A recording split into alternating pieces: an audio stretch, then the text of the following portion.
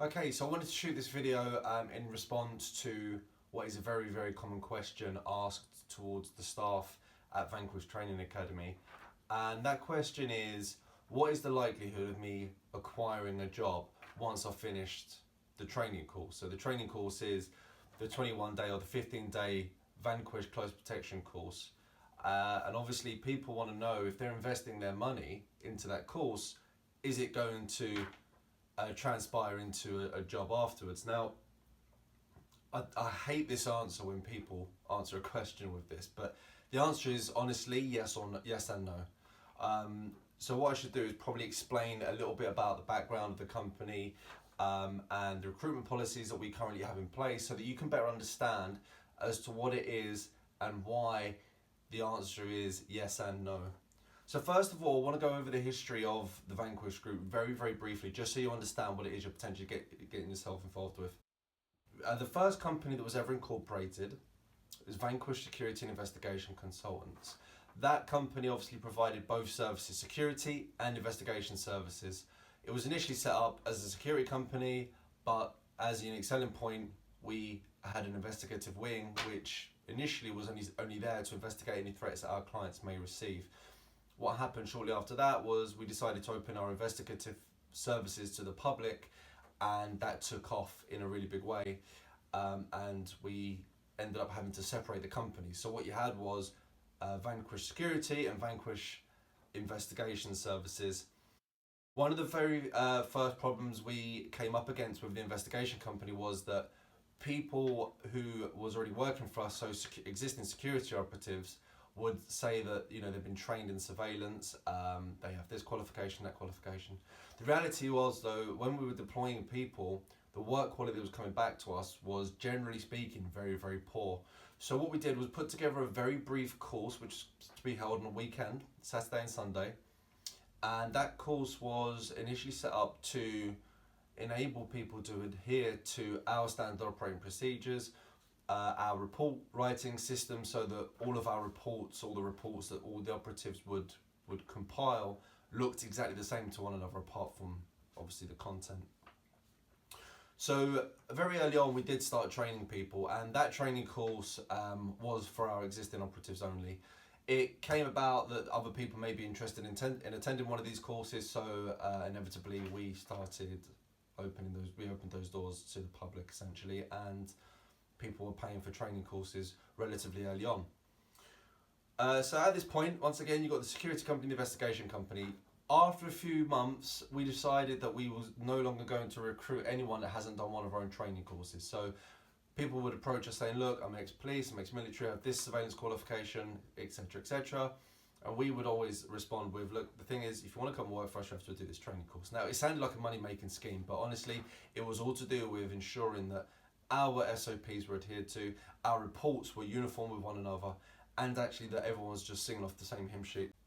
Further down the line, we decided that we were going to increase our amount of surveillance and PI-based training courses, and as of the time of making this video, we have about 5 or 6, I think, investigative-based training courses. What we later on decided to do was write a close protection course. And what happened then was, a few months after we launched the close protection course, which by the way is application only, we decided that we were going to implement a very identical policy to the one of the investigation company, to the security company, in that we would no longer recruit anyone that hasn't done one of our own training courses. So now, at this point, you've got the investigation company that doesn't recruit anyone that hasn't done one of our training courses, and now the security company implemented it in August 2016. Going back to the structure of the companies though, before, I think it was the beginning of 2016 or mid-2016, we decided to incorporate the training company as its own entity in its own right. So then there were 3 companies: security, investigation, and training. The training academy is there, obviously, just to provide the operatives to the other 2 companies. That policy can be broken, or those policies can be broken in very extreme circumstances, and that might be that we have a staffing issue or something of that nature, which could possibly happen. So it hasn't been broken yet at the time of making this video, but it is something that can be broken should the board of directors decide to do so. The reason that the close protection course is application only is to ensure really that we get the best available operatives. We do choose people from all walks of life, people with military backgrounds, policing backgrounds, but also civilians as well. We don't make our decision based on your abilities or your previous experience in those fields I've just mentioned. It's usually based upon your willingness to attend, your availability to attend, and several other contributing factors. So if you were successful in attending one of the courses, so you applied, you successfully acquired a place on the course, you would attend the course. If you successfully pass it, you are then eligible to work for the investigation company and the security company if you do the 21-day course. If you do the 15-day course only, then obviously you only acquire a security qualification / license, and therefore you can only work for the security company. The delegation system that we have, essentially what happens is every time a task comes in, whether that be a surveillance task, a close protection task, residential security task, every single one of our operatives receive an email simultaneously with an email that contains a certain amount of information on it. Essentially all it is date, time, location, rate of pay, and estimated duration, and a couple of other things. But essentially from that email and that information I've just mentioned, you should be able to glean from that whether it's economically viable or desirable enough for you to actually do that task. So going back to the original question, do we guarantee you work? Okay, it's a difficult one to answer, and like I said, I hate the yes or no response, but what we can guarantee you is work opportunities. If it turns out you don't want to take on those opportunities that are presented to you for one reason or another, then that's completely and entirely up to you as a freelance operative. We can't force that upon you. What I would encourage anyone to do though, not to be a yes man or yes woman, but to try and make yourself available as much as possible. Your operations managers will appreciate it. You will find that inevitably you will gain and acquire more work from a positive response level. I answered this question recently at an open day in Manchester, and my response was, look, if you've got a family and you're investing this money into a training course, should your application be successful, then really think about what it is you're getting involved with and the work opportunities that are there. It's very difficult for us as a business to tell you what opportunities are going to come up, but we do guarantee that you will receive opportunities. Are there going to be opportunities that allow you to afford the lifestyle that you're currently living, or to relocate from one place to another? It's impossible, and I'm just being honest, it is absolutely impossible for us to tell you. If I was to say to you, I'm going to guarantee you're going to get a full-time close protection role being paid £250 a day, that's a complete lie. I can't guarantee that at all. We do have close protection tasks lined up. We do have residential security tasks lined up, full-time, part-time and ad hoc. But the reality is I can't guarantee those to you. We can't as an organisation say to you that you are definitely going to be offered those roles that you want paying X amount of money, because we can't. If we have a downturn in business, we would be lying to you. What I can say though, we are a growing business. We do have contracts with high net worth families, with corporate clients, with record labels, one of the biggest record labels in the world actually, the BBC as an example. So work opportunities are there. I'm not going to say to you, I do not want to say to you and mislead you in that this is a course for you because it's going to change your life. I can't honestly say that. The work opportunities will come up. It's up to you to put yourself forward and make yourself as available as possible.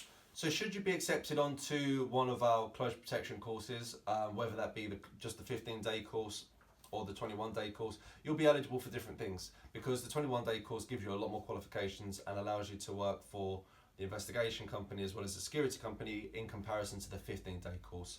So if, as an example, if you just do the 15-day course and you work for the security company, the kind of tasks that you can expect to receive notifications for are event security. So we do a lot of high-end event security for private clients as well as corporate clients as well. We typically work in places like art galleries, stately homes, usually in and around central London, central Manchester.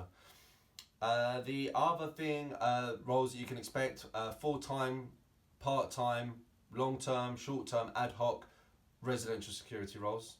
for private individuals or private families, and close protection roles, ad hoc, full-time, part-time, once again, short-term, long-term. You'll receive notifications about these tasks, and when you do, all the information you need to know will be on there in terms of how long it's expected to last and what the rate of pay is, the location, start time, start date, etc.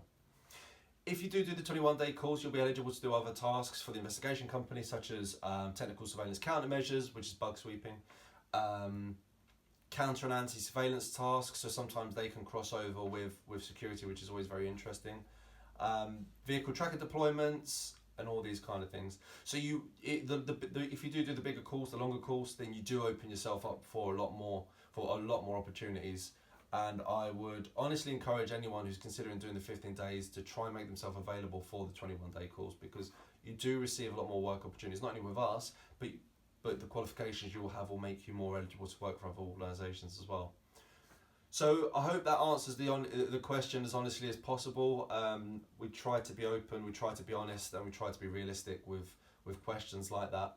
So just to summarise, yes, I can guarantee you will receive work opportunities should you successfully attend and pass one of our training courses. But it really is up to you to make yourself available. But I can't honestly guarantee that you're going to receive the work opportunities that you want. The reason for that, once again, is because if we have a downturn in business, then I'm going to be lying to you by saying that you will. But the reality is they are there, and they are coming in all the time. So please take that as it is. Again, if you've got any questions, you can give us a call on 0800 619 8128 or go straight to vanquishacademy.com/close protection training. And yeah, if you've got any questions, someone will be more than happy to respond to you. The application, if you want to apply directly for a course, it's vanquishacademy.com/apply. All right, best of luck. Thank you very much.